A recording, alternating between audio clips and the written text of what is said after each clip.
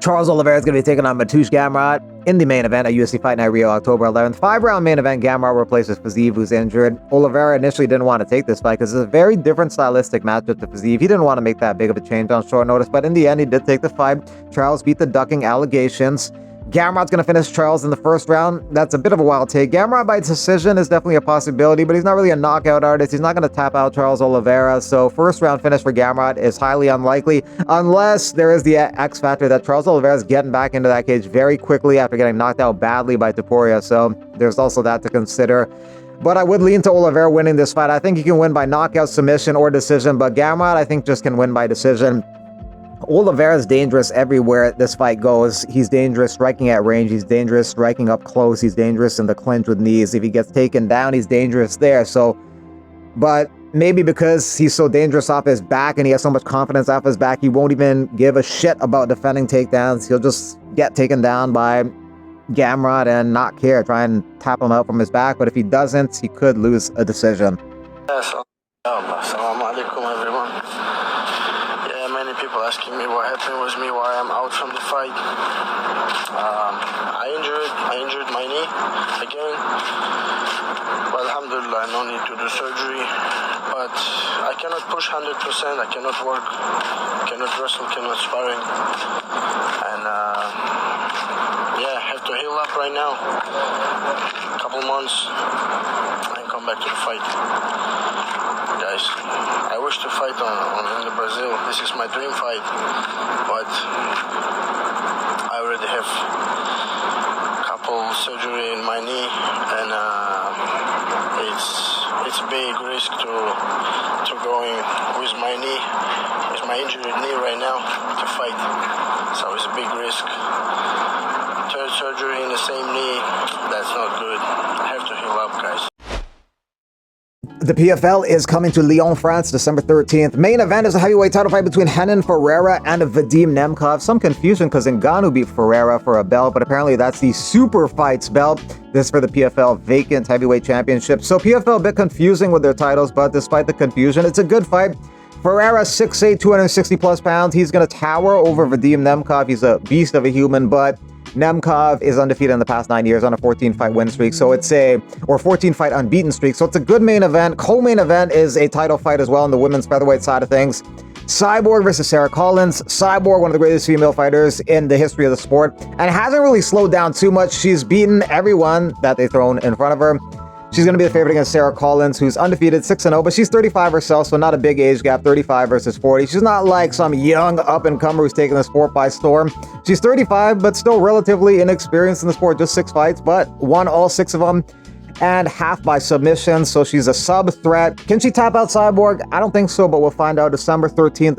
Paddy Pimblett thinks that Ilia Topuria had an easy route to the title. I guess it doesn't really matter because he ended up knocking out legends once he became champion, but Paddy discredits that too. The easiest road to the belt, you have to beat Josh Emmett to get a title shot.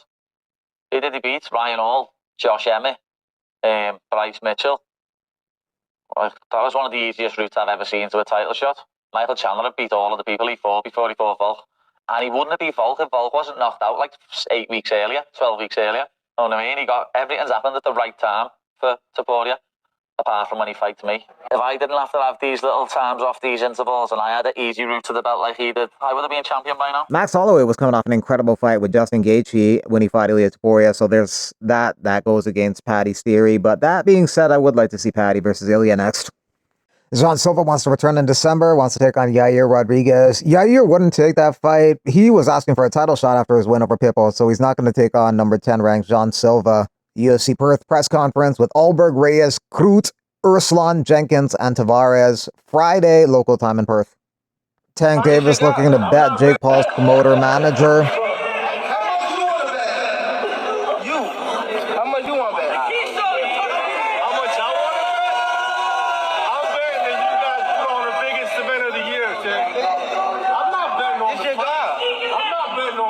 I'm not betting on the fight. As a promoter, we cannot bet on a fight on our own card. I don't bet on any fights, let alone our own. Funny seeing comments that I didn't want to back Jake, but the same people say the fight is rigged, so it's rigged for Tank to win, and that's why I didn't bet on Jake. Truth be told, I have no idea who's going to win. Jake can send Tank to the moon if he lands a clean shot, just like Joshua did to Ngannou, but Tank may outbox Jake, tire him out, and go for the kill in later rounds if Jake isn't prepared enough. That's what makes this fight interesting. Split the bet with me, 250, 250. Easy. Let's make it $1 million. Whoa. Let's make it 2. Jake. Let's make it 2. You want me to shake on it? Yeah. Shake on it? 2? Jake, Shake on it? 2 mil? 2 mil? 2 mil. Let's do 2 mil. Right here, 2. 2 mil. Go ahead. 2 mil. Easy work, bro. 2 mil? Get a shake. Oh, they're shaking lefty. 2 mil. There we go. Oh my fucking God. Oh my $2 million. Yes, sir. $2 million. Hey. Wow. Gervonta. Gervonta. 6 contracts were awarded on Dana White's Contender Series this Tuesday. A lot more new faces in the UFC, so probably a lot of fighters going to be cut from the roster soon. Out with the old, in with the new, out with the expensive, in with the cheaper 10K to fight, 10K to win. But there's been 2 women's fights on the Contender Series this season, and on both occasions, Dana White has given a contract to both fighters involved in the fight, the winner and the loser. 2 women's fights this season, and they were both unbelievable. I mean, if you go back to my, when I said women will never fight in the UFC, and we were talking about it tonight, and you look at how technical these women are now, and how just, these fights are unbelievable. This fight had me on the edge of my seat the entire time.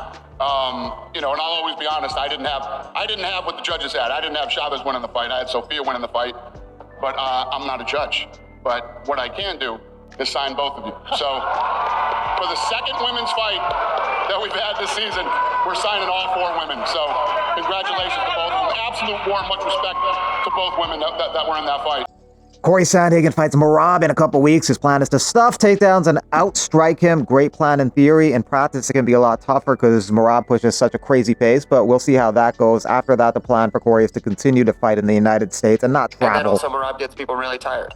I think that we've done a really, really good job this camp of pushing really hard, but not only pushing really hard, but also being able to fight really smart in certain times, how to fight the takedowns extremely hard and then get right back to striking.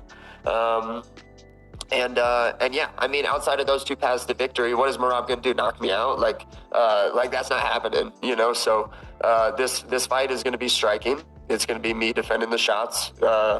And I know that he's been saying that he's going to strike. That's not true. And if that is true, that's a horrible idea. Don't do that, Merab. I also really like the feeling of I will be in charge of who I fight next and where it's going to be. I don't want to fight Umar, and I don't want to fight Petr Yan in the Middle East again.